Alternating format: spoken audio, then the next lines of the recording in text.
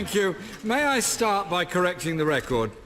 Last night I suggested this was the largest government defeat since the 1920s.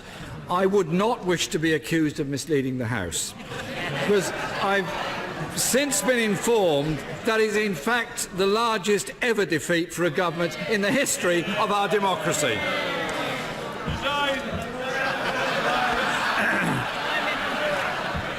So, Mr. Speaker, shortly after the Prime Minister made her point of order last night, her spokesperson suggested the government had ruled out any form of customs union with the European Union as part of her reaching out exercise. Can the Prime Minister confirm that's the case?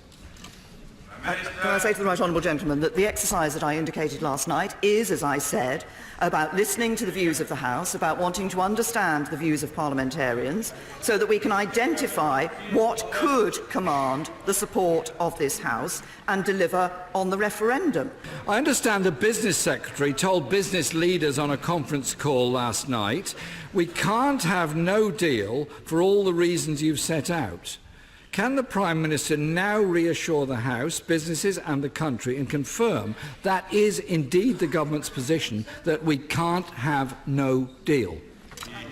I think that the point that the Business Secretary is making, and that he has made previously, is that if you don't want to have no deal, you have to ensure that you have a deal. Now, I will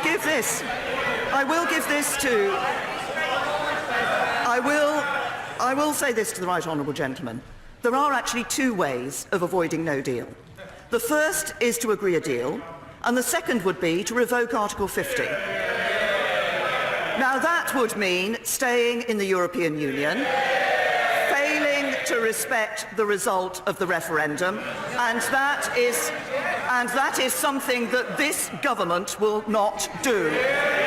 This government has failed our country. It cannot govern, cannot command the support of most people facing the most important issue at the moment, which is Brexit. They failed again and lost the vote last night.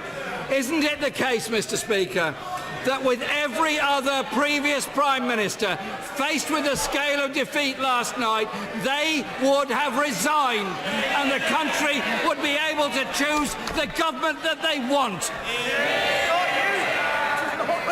The right honourable gentleman in that peroration talked about the importance of the issue of Brexit that is facing this country.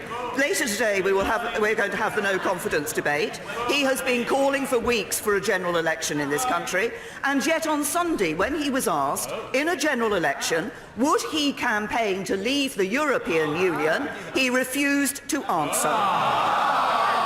Not once, not twice, not 3 times, but 5 times he refused to answer. So on what he himself describes as the key issue facing this country, he has no answer. In denial on a customs union, in denial on no deal, in denial on the amount of money being spent preparing for no deal, in denial on last night's result. And even the UN rapporteur on poverty says the government is... Well,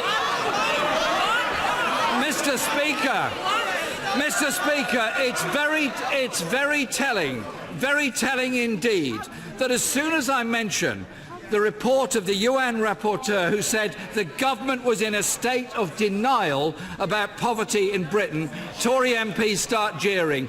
Tell that to people queuing up at food banks.